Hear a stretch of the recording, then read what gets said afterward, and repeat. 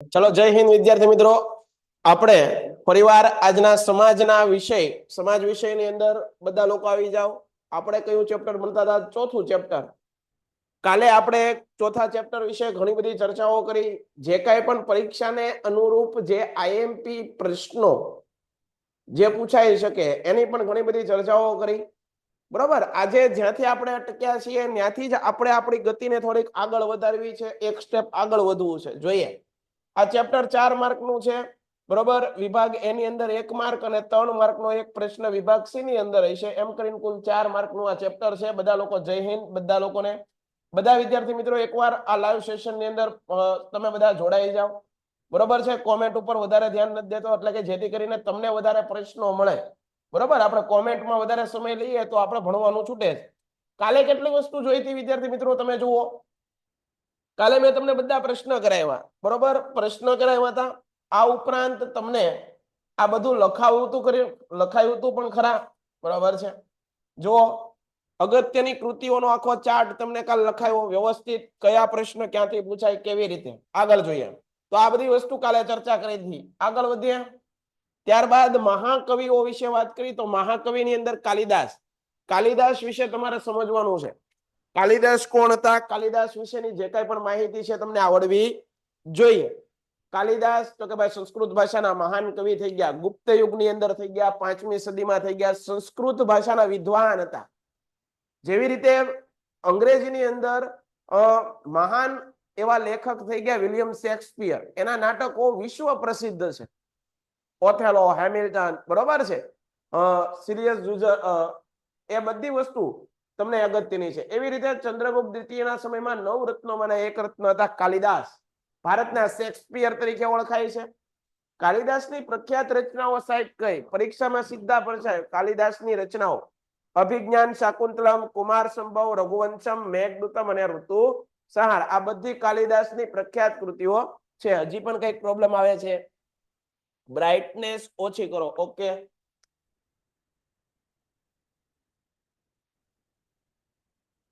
Brightness તો ભાઈ board ની અંદર ઓછી જ છે. 1 મિનિટ, હમણે કેમેરાની અંદર બ્રાઇટનેસ ઓછી કરાવી નાખી હો ભાઈ. તો આ વાત આપણે ચર્ચાઓ કાલે કરી. આગળ જોઈએ, તમને ખરા ખોટા પણ કરાવ્યા. બરોબર, ખરા ખોટાની અંદર પણ કાલે આપણે ચર્ચાઓ ઘણી બધી કરી હતી.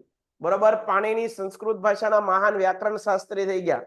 પાણીની છે એ સંસ્કૃત ભાષાના મહાન વ્યાકરણ શાસ્ત્રી થઈ ગયા. કેવા થઈ ગયા? મહાન વ્યાકરણ શાસ્ત્રી સંસ્કૃત ભાષાના.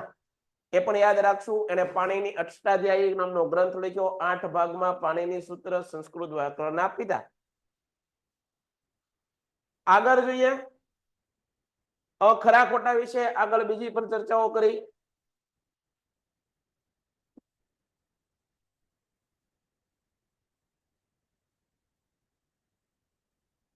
ત્યારબાદ આ બધા પ્રશ્નોની પણ આપણે ચર્ચાઓ કરી હતી. બરોબર છે કે ભાષ્યની રચના કોણે કરી? શંકરાચાર્ય. 10 કુમાર ચરિત્રની રચના કોણે કરી? દંડીએ. કથા સરિત સાગર સોમદેવે. મુચ્છકટિકમ શુદ્રક. કિરાતાર્જુન્યમ ભારવી. પૃથ્વીરાજ રાસો નામનો ગ્રંથ ચદંબરદાય પૃથ્વીરાજ ચૌહાણના મિત્ર હતા. એને આખો ગ્રંથ લખ્યો. જયદેવે ગીત ગોવિંદ લખ્યું. રાજતરંગની કાશ્મીરના કવિ કલ્હણ કાશ્મીરના ઇતિહાસ સંબંધિત. ત્યારબાદ આપણે આગળ ચર્ચાઓ કરી હતી. આગળ અહીંથી બાકી હતું 16મો પ્રશ્ન, જે પ્રાચીન ભારતની લિપિ વૈદિક સમયની છે. પ્રાચીન ભારતની લિપિ છે એ વૈદિક સમયની છે. આ વિધાન સાચું છે કે ખોટું એ આપણે જોવાનું. કેવું વિધાન છે? ખોટું છે. કેવું છે? ખોટું. સામવેદને સંગીતની ગંગોત્રી કહેવાય. વિધાન સાચું છે. સંસ્કૃત ભાષાને આર્ય ભાષા, દેવોની ભાષા, ઋષિ ભાષા તરીકે ઓળખાય. એકદમ વિધાન સાચું છે. બરોબર છે, એકદમ વિધાન કેવું છે? સાચું છે.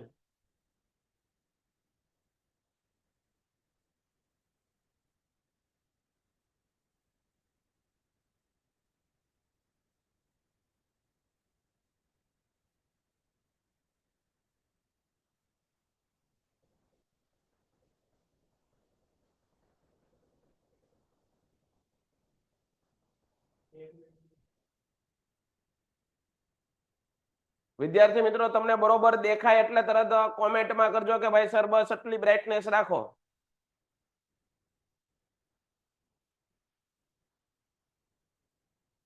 આમાંથી વધારું ભાઈ?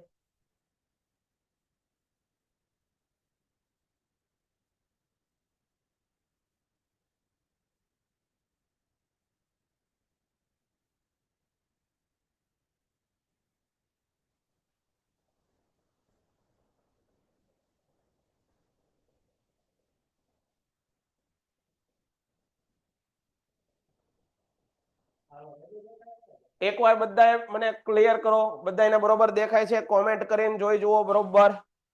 યસ, બસ બરોબર છે. હાલો, બરોબર છે. હવે બધાનું ધ્યાન પાછું આપણા કન્ટેન્ટ ઉપર વહી આવો કે ભાઈ પ્રાચીન ભારતની લિપિ વૈદિક સમયની છે તો કે ભાઈ આ વિધાન ખોટું છે. સામવેદ ને સંગીતની ગંગા ગંગોત્રી કહેવાય, આ વિધાન એકદમ સાચું. સંસ્કૃત ભાષાને આર્ય ભાષા કહેવાય. સંસ્કૃત વ્યાકરણના પિતા તરીકે પાણિનીને ઓળખાય. કોને ઓળખાય? પાણિની. પાણિનીએ 3996 અને 8 ભાગમાં એવો સરસ મજાનો ગ્રંથની રચના કરી અને એને કહેવાય છે અષ્ટાધ્યાયી ગ્રંથ. કયો? અષ્ટાધ્યાયી નામનો ગ્રંથની રચના કોણે કરી? પાણિનીએ. સંસ્કૃત ભાષાના મહાન વ્યાકરણ શાસ્ત્રી હતા. તેવી જ રીતે ગુજરાતી વ્યાકરણ શાસ્ત્રી હતા. ગુજરાતી વ્યાકરણના પિતા તરીકે ઓળખવામાં આવે છે આચાર્ય હેમચંદ્રને. આચાર્ય હેમચંદ્રને ગુજરાતી વ્યાકરણ શાસ્ત્રના પિતા તરીકે ઓળખવામાં આવે. આ પાણિનીની વિશે તમને વાત કરતો હતો ત્યારે મેં એક વાત કહું કે પાણિની છે જ્યારે બાળક હતા, નાના એવા બાળક હતા, કિશોર અવસ્થા હતા, એક બાળક કિશોર હતું, બરોબર છે, કિશોર વયનું એક બાળક પોતાના ઋષિ મુનિ પોતા ગુરુ પાસે જાય છે અને હાથની હથેળી દેખાડવા માટે જાય છે. પોતે બહુ જ નાનું એવું બાળક, પોતે બહુ જ મહત્વકાંક્ષી, એને વિદ્યા પ્રાપ્ત કરવાનો બહુ શોખ, એને જ્ઞાનનો બહુ શોખ હતો. અને એ બાળક છે રમતું રમતું એક જ્યોતિષ આગળ જાય છે, જ્યોતિષમાંથી નીકળે છે અને જ્યોતિષને પોતાની હથેળી દેખાડે છે કે ઋષિ મુનિ મને તમને કહો કે મારા હાથની હથેળીની અંદર, આપણે બધા જ્યોતિષમાં બહુ માનતા હોઈએ, મને તમે હાથની હથેળી જોઈને મને કહો કે મારા હાથમાં હથેળીની અંદર જ્ઞાનની રેખા કેવી છે. ત્યારે પેલા ઋષિ મુનિ છે, પેલા જ્યોતિષી છે, એને આ બાળકને કડકથી વાત કરી કે બેટા તારા હાથની અંદર જ્ઞાનની રેખા બહુ જ ટૂંકી છે. શું કીધું? તારા હાથની અંદર જ્ઞાનની રેખા બહુ જ ટૂંકી છે.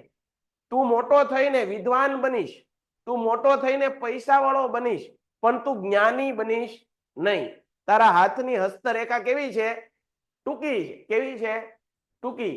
એ નાનો એવો બાળક, એક કિશોર વયનો બાળક પોતે ઘરે જાય છે ઋષિ મુનિની વાત યાદ રાખીને. પોતે વિદ્યાવાન બનવું હતું, પોતાને જ્ઞાની બનવું હતું, પણ ઋષિ મુનિએ આવું કીધું કે ભાઈ તારા હાથની હસ્તરેખા કેવી છે? ટૂંકી છે. એ માણસને લાગી ગયું અને પોતે ઘરે જઈને અવડો એવો નાનો બાળક ઘરમાંથી ચપ્પુ લઈ અને હાથની રેખા જે ટૂંકી હતી એને શું કરી નાખી? લાંબી કરી નાખી. આ બાળક મોટો થઈને મહાન એવો વ્યાકરણ શાસ્ત્રી બને છે અને બીજો કોઈ નહીં, પાણિની. કોણ? પાણિની. આ પાણિની વિશે વાત કરીએ છીએ એ જ બાળક કે જે નાનપણમાં ઋષિએ એમ કીધું હતું કે ભાઈ તારી જ્ઞાન તું પ્રાપ્ત કરી શકીશ નહીં, કારણ કે તારા હાથની હથેળી કેવી છે? એની રેખા કેવી છે? ટૂંકી. આ ઉપરથી વિદ્યાર્થી મિત્રો આપણે એટલી શીખ લેવાની છે કે મહેનત છે એ તમારા હસ્તરેખાઓને પણ બદલી શકે. તમારો સંઘર્ષ છે, તમારી મહેનત છે, બરોબર છે, અને જ્ઞાન પ્રાપ્ત કરવાની ધગશ જો માણસની અંદર હોય, જનૂન હોય, તો એ માણસ છે એ પોતાના હાથની હથેળી ની રેખા પણ શું કરી શકે? બદલી શકે. પણ હોવું કોનામાં જોવે? આપણામાં. અંદરથી શું હોવું જોઈએ? ધગશ હોવી જોઈએ, જુસ્સો હોવો જોઈએ, બરોબર છે. સર કયું ચેપ્ટર છે? ચોથું ચેપ્ટર છે. આગળ વધીએ.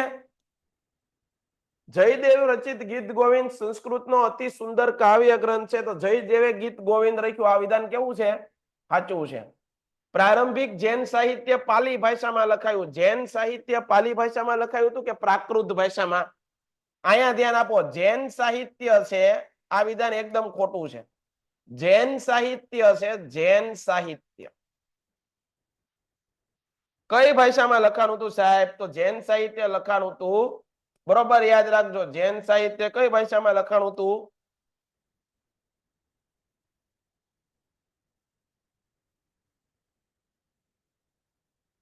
જૈન સાહિત્ય લખાણું હતું વિદ્યાર્થી મિત્રો પ્રાકૃત ભાષામાં. કઈ ભાષામાં? પ્રાકૃત ભાષામાં. જ્યારે બૌદ્ધ સાહિત્ય કઈ ભાષામાં લખાણું હતું? બૌદ્ધ સાહિત્ય કઈ ભાષામાં લખાણું હતું? બૌદ્ધ સાહિત્ય પૂછે તો કઈ ભાષામાં? બૌદ્ધ સાહિત્ય પાલી ભાષામાં લખાયું હતું. કઈ ભાષામાં?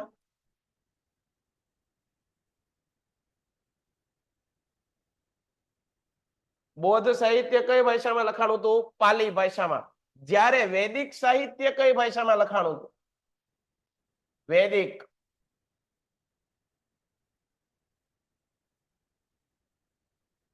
વૈદિક સાહિત્ય કઈ ભાષામાં લખાણું હતું? સંસ્કૃત. કઈ ભાષામાં?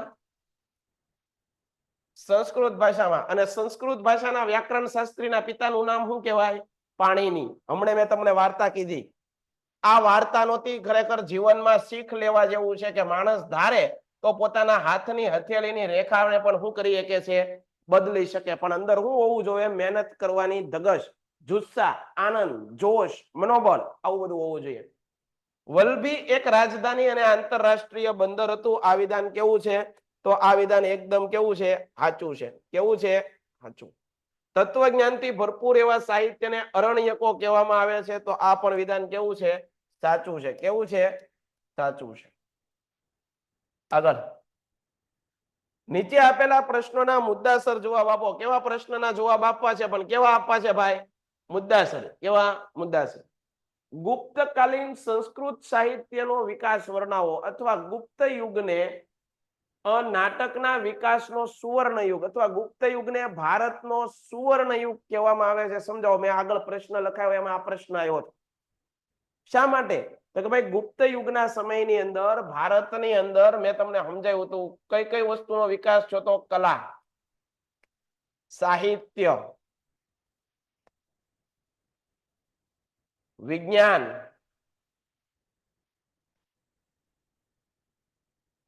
પછી કલા, સાહિત્ય, વિજ્ઞાન, સ્થાપત્ય વગેરે દરેક ક્ષેત્રની અંદર શું થયું હતું? વિકાસ થયો હતો.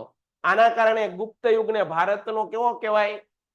સુવર્ણ યુગ. કેવો? સુવર્ણ યુગ. આપણે જોઈએ આગળ. સોરી. ગુપ્ત યુગને સંસ્કૃત કાવ્ય અને નાટકના વિકાસનો સુવર્ણ યુગ કહેવાય. શા માટે? કારણ કે આ સમયગાળામાં દરમિયાન સંસ્કૃત ભાષાના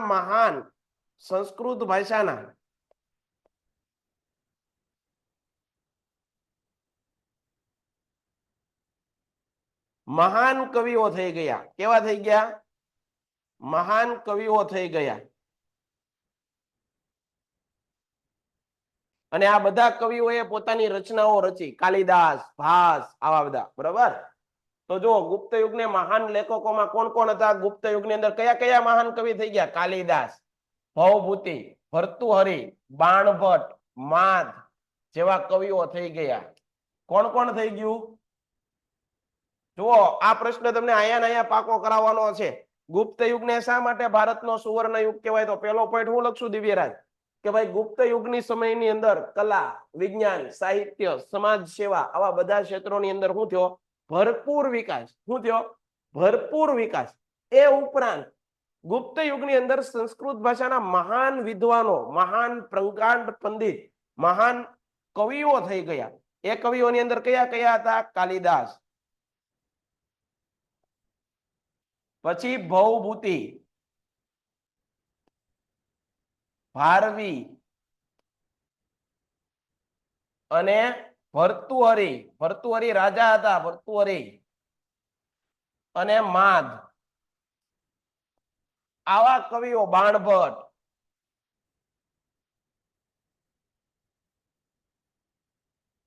થઈ ગયા. મહાકવિ કાલિદાસે કુમાર સંભવ, રઘુવંશમ, મેઘદૂતમ, ઋતુસંહાર, અભિજ્ઞાન, શાકુંતલમ, દુષ્યંત અને શકુંતલાના પ્રેમનું સરસ મજાનું વર્ણન આ નાટકની અંદર છે. જર્મન કવિ ગેટ પોતે એટલો બધો પ્રભાવિત થયો કે આ કેટલો સરસ મજાનો મહાન કવિ છે કે કેવું જબરજસ્ત નાટક બનાવ્યું છે. પોતે આખો ગ્રંથને માથે મૂકી અને પોતે નાચવા માંડ્યો હતો. વિચાર કરો એ સમયના સંસ્કૃત નાટકો કેવા સરસ મજાના લખાણાય છે. આપણે કોઈ પુસ્તકો વાંચતા નથી એટલે આપણને નથી ખબર. બાકી આપણા દેશની અંદર એવા મહાન લેખકો થઈ ગયા. ખરેખર વિદ્યાર્થીઓએ પુસ્તકોનું વાંચન કરવું જોઈએ. શું કરવું જોઈએ?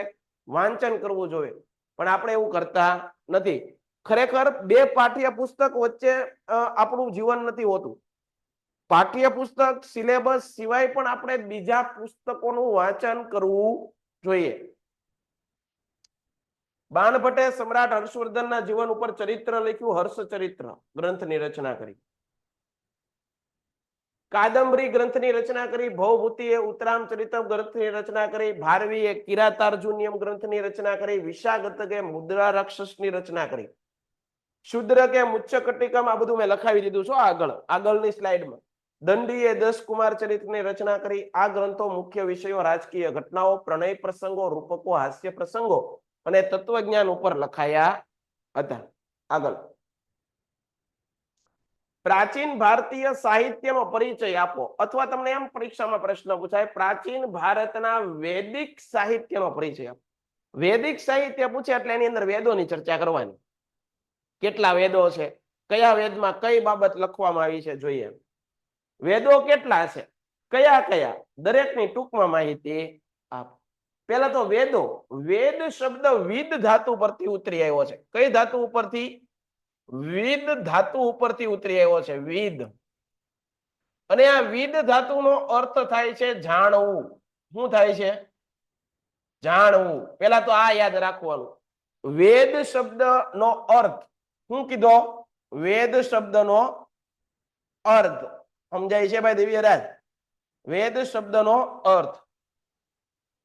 વેદ શબ્દ કઈ ભાષાનો શબ્દ છે? તો કે ભાઈ સંસ્કૃત ભાષાનો. કઈ ભાષાનો? સંસ્કૃત. કયા શબ્દ ઉપરથી ઉતરી આવ્યો? વિદ શબ્દ ઉપરથી. બરાબર. બીજું, વેદો કેટલા છે? તો વેદોની સંખ્યા. વેદોની સંખ્યા પછીનો વાત. બીજા પોઈન્ટમાં અંદર આપણે લખશું વેદોની સંખ્યા કેટલી છે? તો વેદોની સંખ્યા 4 છે. કેટલી? 4. એક છે ઋગ્વેદ, એક છે યજુર્વેદ, એક છે સામવેદ અને એક છે અથર્વવેદ. જુઓ, ઋગ્વેદ, સામવેદ, યજુર્વેદ અને અથર્વવેદ. ભારતીય સાહિત્યનું પ્રાચીનમાં પ્રાચીન પુસ્તક હોય તો એ ઋગ્વેદ છે. શું કીધું? ભારતીય ઋગ્વેદ વિશે હું લખશું તો પેલું આવી રીતે વચ્ચે હેડિંગ પાડવાનું આપણી સપ્લેની અંદર. ઋગ્વેદ. પેલો વેદ કયો લખવાનો? ઋગ્વેદ.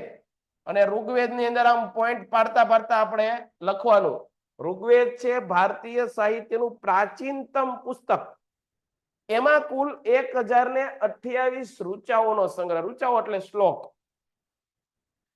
ઋગ્વેદ 10 ભાગમાં વહેંચાયેલું છે. કેટલા ભાગમાં? તો 3 પોઈન્ટ થઈ ગયા. પ્રાચીનતમ પુસ્તક તો ઋગ્વેદ. ભાગ કેટલા? 10. એમાં ઋચાઓ કેટલી? 1028.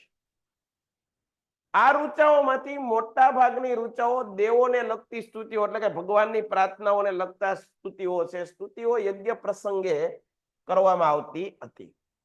તેમાંથી ઉષાને સંબોધન કરતી કેટલીક સ્તુતિઓ ખૂબ જ મનમોહક છે. આ ગ્રંથ સપ્ત સિંધુ પ્રદેશમાં આર્યોની રાજકીય, સામાજિક, ધાર્મિક અને આર્થિક બાબતોનું વર્ણન કરે છે. ઋગ્વેદ પછી બીજા 3 વેદોની રચના કરવામાં આવી, જેમાં સામવેદ ઋગ્વેદની ઋચાઓનું ગાન કરવા માટે. ઋગ્વેદને આ જે ઋચાઓ કીધી, ઋગ્વેદમાં કેટલી ઋચાઓ છે? 1028. આ ઋચાઓનું પઠન કેવી રીતે કરવું? પઠન એટલે એને વાંચવું કઈ રીતે? તો કે ભાઈ ગાતા હોય એવી રીતે. સંસ્કૃતના આપણે હવન કેવું કરાવીએ તો પ્રકાંડ પંડિત લાવીએ છીએ, બધા બ્રાહ્મણ દેવતાઓને લાવીએ અને એ શ્લોકોનું જ્ઞાન કરતા હોય, ગાતા હોય. બરોબર છે? તો એનું ગાયન કેવી રીતે કરવું એ કેમાં લખવામાં આવ્યું છે? સામવેદમાં. કેમાં? તો સામવેદને સંગીતનો વેદ કહેવાય, ભજનોનો વેદ કહેવાય, સંગીતની ગંગોત્રી તરીકે ઓળખાય. બસ આટલા મુદ્દા લખવા. યજુર્વેદ યજ્ઞનો વેદ છે. વેદ ગધ અને પદ સ્વરૂપે લખાયેલો. તમને પૂછાય પરીક્ષામાં. બરોબર. મોસ્ટ આઈએમપી પ્રશ્ન.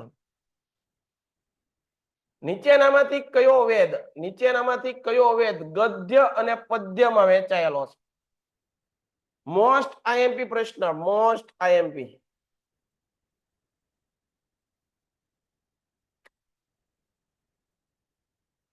અઘરો પ્રશ્નપત્ર કાઢવું હોય તો આવો પ્રશ્ન પૂછે, નીચેનામાંથી કયો વેદ ગદ્ય અને પદ્યમાં લખાયેલો છે? તો કયો આવે? બીજો પ્રશ્ન એવો પૂછે, નીચેનામાંથી કયા વેદને યજ્ઞનો વેદ કહેવામાં આવે છે? કે એની અંદર જુદા જુદા યજ્ઞોનું વર્ણન કરવામાં આવ્યું? કયા વેદમાં?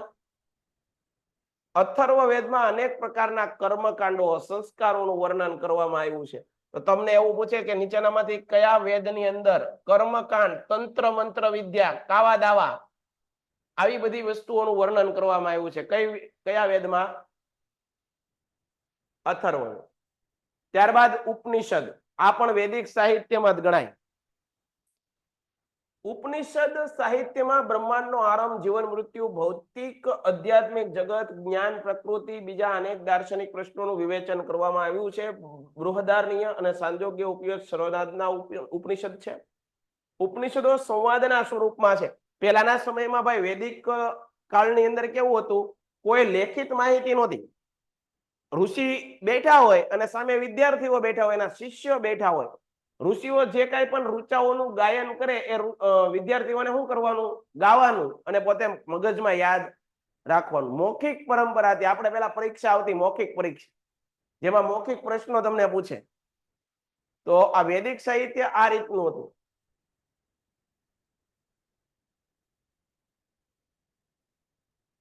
બૃહદારણ્ય અને છાંદોગ્ય શરૂઆતના ઉપનિષદો છે. ઉપનિષદો સંવાદના સ્વરૂપમાં છે. મુક્તિકો ઉપનિષદમાં તેની સંખ્યા 108 છે. ઉપનિષદની સંખ્યા કેટલી છે ભાઈ? ઉપનિષદની સંખ્યા કેટલી? તો કે ભાઈ ઉપનિષદની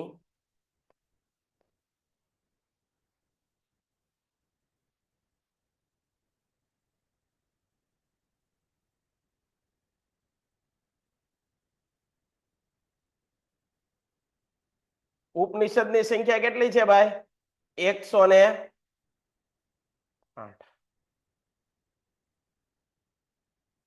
તો આ આપણે યાદ રાખશું. આગળ બ્રાહ્મણ ગ્રંથો, વેદોના મંત્રોનો અર્થ સમજવા તેના પર પદ સ્વરૂપે રચાયેલી ટીકાઓને બ્રાહ્મણ ગ્રંથો. તમને ખબર છે કે જે વેદો છે એ વેદો દરેક લોકો વાંચી શકતા નહીં.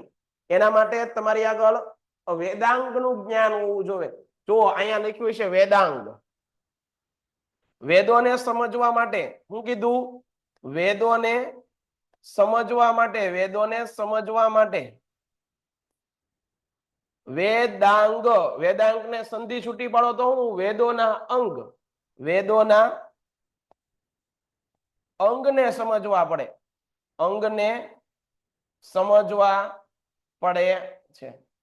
ગમે તે લોકો આવડે નહીં, કારણ કે સંસ્કૃત ભાષા ગમે એને ન આવડે, શીખ્યા હોય એને જ આવડે. આ વેદોના અંગો કેટલા? વેદાંગ કેટલા? વેદાંગ કેટલા છે? 6. કેટલા?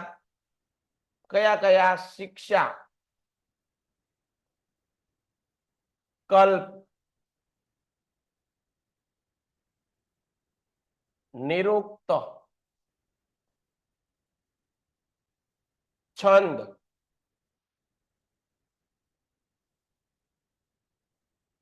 વ્યાકરણ અને જ્યોતિષ. તમારે વેદો વાંચવા હોય તો તમને આટલી વસ્તુનું તો પેલા માહિતી હોવી જોઈએ. બાકી તમે વેદોના ચેપ્ટર વાંચી પણ શકો નહીં.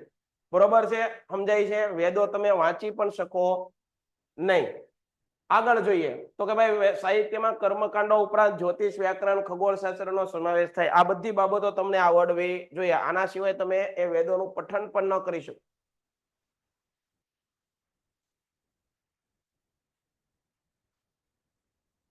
મધ્યકાલીન સાહિત્યની ચર્ચા કરો. હું કીધું? મધ્યકાલીન સાહિત્યની ચર્ચા કરો. બરોબર સમજો. ઉત્તર ભારતમાં મધ્યયુગની શરૂઆતમાં સંસ્કૃત સાહિત્યની ભાષા બની રહી. આ યુગમાં કાશ્મીરમાં 2 મહાન ગ્રંથો લખ્યા. કાશ્મીરની અંદર 2 મહાન ગ્રંથો લખાયા. જેમાં પહેલો છે સોમદેવનો કથા સરિત સાગર અને બીજો છે કલ્હણનો રાજતરંગણી. આ બંને ગ્રંથો યાદ રાખવા. કથા સરિત સાગર કોનો છે? સોમદેવનો. કથા સરિત સાગર કોનો છે? તો કે ભાઈ સોમદેવનો ગ્રંથ. કોનો છે? સોમદેવ. અને રાજતરંગણી નામનો ગ્રંથ કોનો છે? તો કે ભાઈ રાજતરંગણી છે કલ્હણનો. કોનો છે? કલ્હણનો. કાશ્મીરના ઇતિહાસ સંબંધિત ગ્રંથ છે. આ સમયમાં કવિ જયદેવે ગીત ગોવિંદ, તો તમને એમ પૂછે ગીત ગોવિંદ ની રચના કોણે કરી? જયદેવ. આ બધી વસ્તુ મેં આગળ લખાવી છે મિત્રો, આ બધી વસ્તુ મેં તમને આગળ લખાવી છે. સર વાર્ષિક પરીક્ષામાં બોર્ડની બ્લુપ્રિન્ટ પ્રમાણે આવશે ને? હા આવશે ભાઈ. વાર્ષિક પરીક્ષામાં બોર્ડની બ્લુપ્રિન્ટમાં આવશે વિદ્યાર્થી મિત્રો. એ આટલી વાત યાદ રાખો, બ્લુપ્રિન્ટ બહાર પડે ને એમાંથી A to Z એ રીતે જ હોય.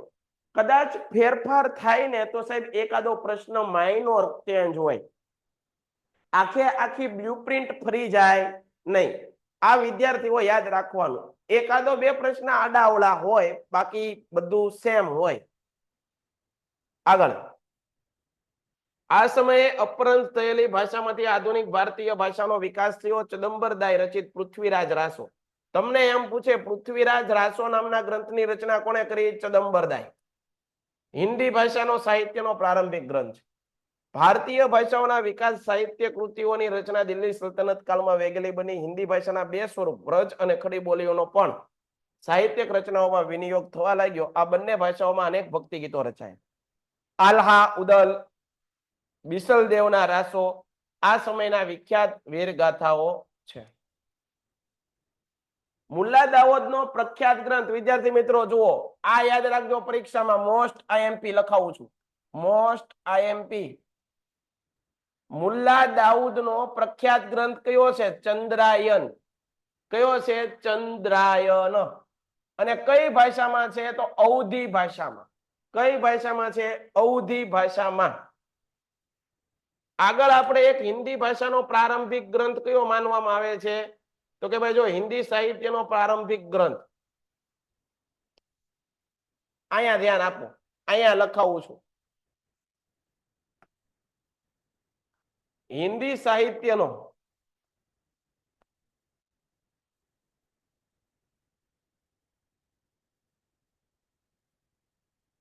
પ્રારંભિક ગ્રંથ, આ પ્રારંભિક ગ્રંથ તરીકે કોને માનવામાં આવે છે? તો કે ભાઈ પૃથ્વીરાજ રાસો. પૃથ્વીરાજ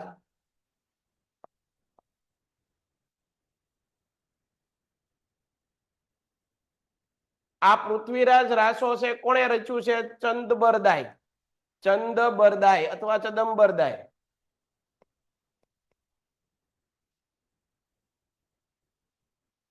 આવડે એટલી વસ્તુ. બીજું, તમને પરીક્ષામાં પ્રશ્ન પૂછાય અવધી ભાષાનો સૌથી જૂનો ગ્રંથ. અહીંયા પ્રશ્ન લખું છું, અવધી ભાષાનો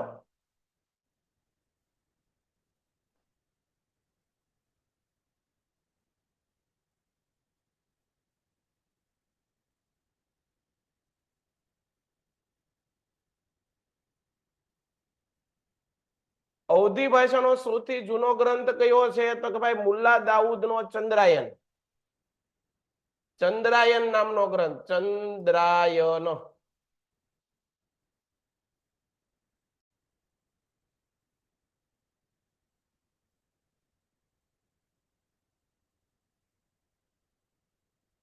આ ચંદ્રાયનની રચના કોણે કરી? મુલ્લા દાઉદ.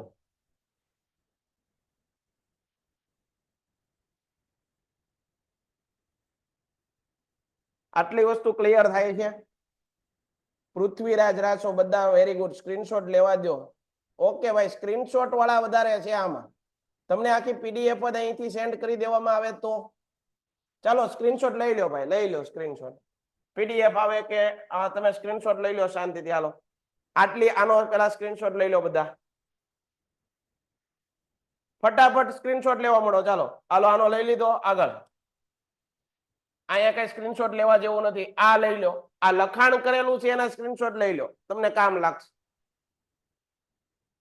ફટાફટ લોકો સ્ક્રીનશોટ લઈ લે. આ લખેલું છે એના લઈ લો.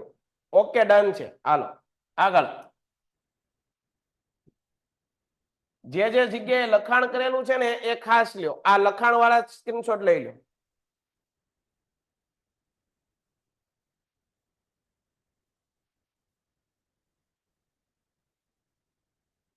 અહીંયા પણ લખેલું છે, જુઓ સ્ક્રીનશોટ લઈ લો એનો.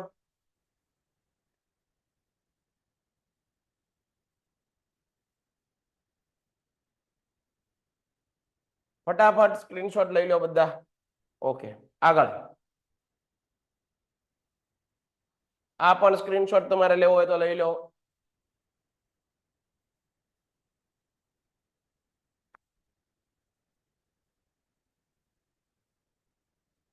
તો આ બધી વસ્તુઓની આપણે ચર્ચા કરી ગયા. આગળ જોઈએ. અવધી ભાષાનો સૌથી જૂનો ગ્રંથ, તમને પરીક્ષામાં અહીંથી પ્રશ્ન પૂછાય તો આપણે મૂંઝાવાનું નહીં. ચંદ્રાયન. અને કોણે લખ્યો તો? મુલ્લા દાઉદ. અમીર ખુશરો આ સમયનો સૌથી મહાન સાહિત્યકાર છે. સુપ્રસિદ્ધ હઝરત નિઝામુદ્દીન ઓલિયા એના ગુરુ હતા. અમીર ખુશરોએ આશિકા નૂર, સિપિહર, કિરાતુલ સદાયન જેવી મહત્વ કૃતિની રચના કરી. પ્રાદેશિક ભાષાઓ અને તેના સાહિત્યને પ્રાદેશિક શાસ્ત્રોએ વેગ આપ્યું. બરોબર છે. અમીર ખુશરો, આ ભાઈને યાદ રાખવા ભાઈ. અમીર ખુશરોને તમારે બધાએ ભૂલવાના નથી. પરીક્ષામાં અહીંથી પ્રશ્ન હશે. અમીર ખુશરો, અમીર ખુશરો.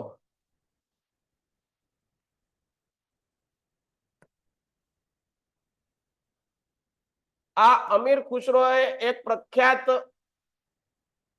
કવિ હતો. અમીર ખુશરો. અને એ અમીર ખુશરો છે એના વિશેની કેટલી બાબતો તમને યાદ રહેવી જોઈએ તો અહીંયા લખો. કેટલી બાબતો તમને યાદ રહેવી જોઈએ તો એ આપણે અહીંયા લખાવું છું. લખી નાખો બધા. બધા લોકો યાદ રાખે. અમીર ખુશરો છે ભારતને પૃથ્વી પરનું સ્વર્ગ ગણાવતો. ભારતને, પરીક્ષામાં પ્રશ્ન પૂછાય, ભારતને પૃથ્વી પરનું સ્વર્ગ ગણાવતો. તમને પરીક્ષામાં પૂછે ભારતને પૃથ્વી પરનું સ્વર્ગ કોણ ગણાવતો? કોણ ગણાવતો?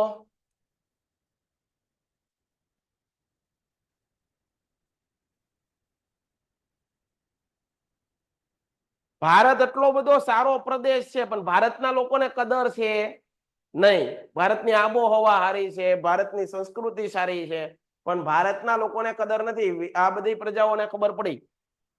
પછી અમીર ખુશરોને હિન્દના પોપટ તરીકે ઓળખવામાં આવતો. હિન્દના, એને નામને આપવામાં આવી, પોપટ તરીકે ઓળખવામાં આવતો. તમારે ખાલી યાદ રાખવાનું છે, આમાં બીજું કઈ ચર્ચા નથી કરવાની. તરીકે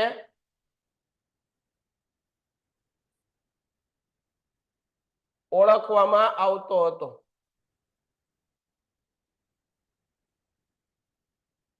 બીજી વસ્તુ, અમીર ખુશરો છે એની પ્રખ્યાત રચનાઓ કઈ? તો કે ભાઈ એની પ્રખ્યાત રચનાઓ,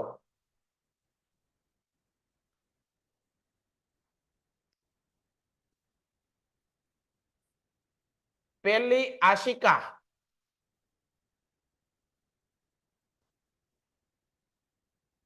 બીજું નૂર, ત્રીજું સિપિહર અને ચોથું કિરાતુલ સદાયન.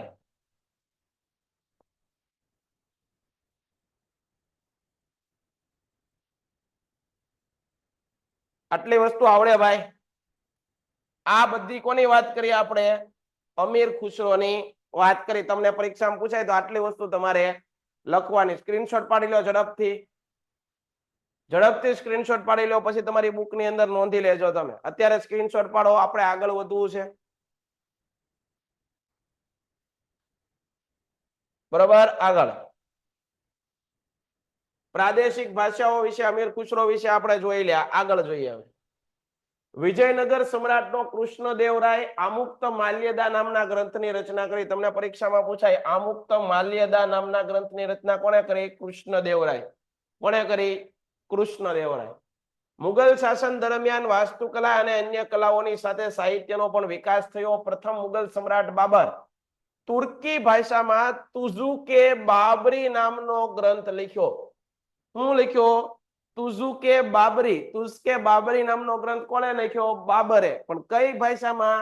તુર્કી ભાષામાં. કોણે લખ્યો? બાબરે. પછી એનું ફારસીની અંદર ટ્રાન્સલેટ કર્યું બાબર નામથી ઓળખવામાં આવે છે.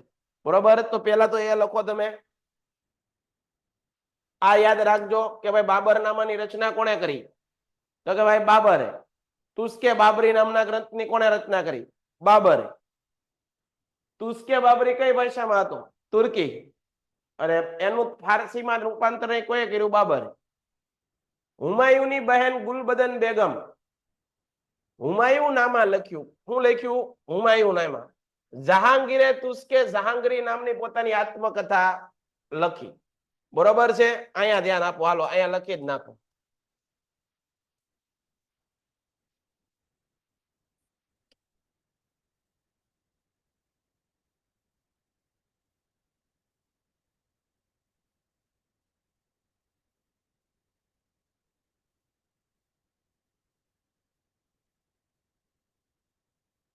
લખો અહીંયા ઝડપથી. બાબરનામા. આ બાબરનામાની રચના કોણે કરી હતી ભાઈ? આ બાબરનામાની રચના કોણે કરી હતી? તો કે ભાઈ બાબરે. કોણે રચના કરી હતી? બાબરે. બાબરનામા. પછી તુઝુકે બાબરી. તુઝુકે બાબરી. આ ગ્રંથની રચના કોણે કરી હતી? બાબરે. આગળ લખો. હુમાયુ નામા તુઝુકે જહાંગીરી.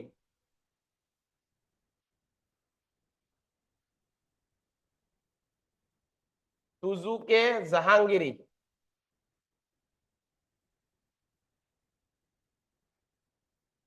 આત્મકથા છે. કોણે લખી? આગળ. તુઝુકે બાબરી, બાબરનામા. અહીંયા ધ્યાન આપણે લખતા જઈએ જવાબ એટલે મૂંઝાય નહીં. બાબરનામા કોણે લખી? તો કે ભાઈ બાબરે. કોણે લખી? બાબર. કઈ ભાષામાં હતું? ફારસી. કઈ? ફારસી. તુઝુકે બાબરી પણ કોણે લખી છે? બાબરે. કોણે લખી છે? બાબર. કઈ ભાષામાં હતું? તુર્કી.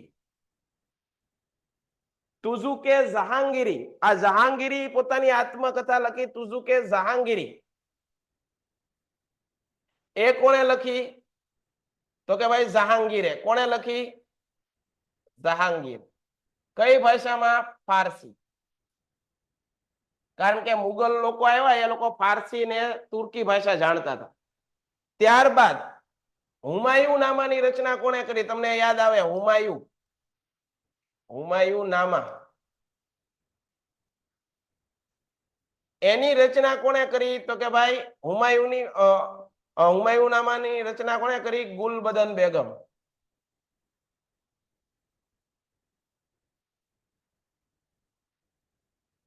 ત્યારબાદ અકબરનામા અને આઈને અકબરી.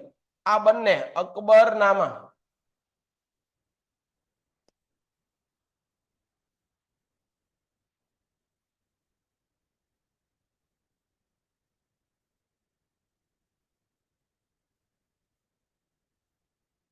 અકબરનામા અને આઈને અકબરી. આ ગ્રંથની રચના કોણે કરી? અબુલ ફઝલ. કોણ આવે જવાબમાં? અબુલ ફઝલ.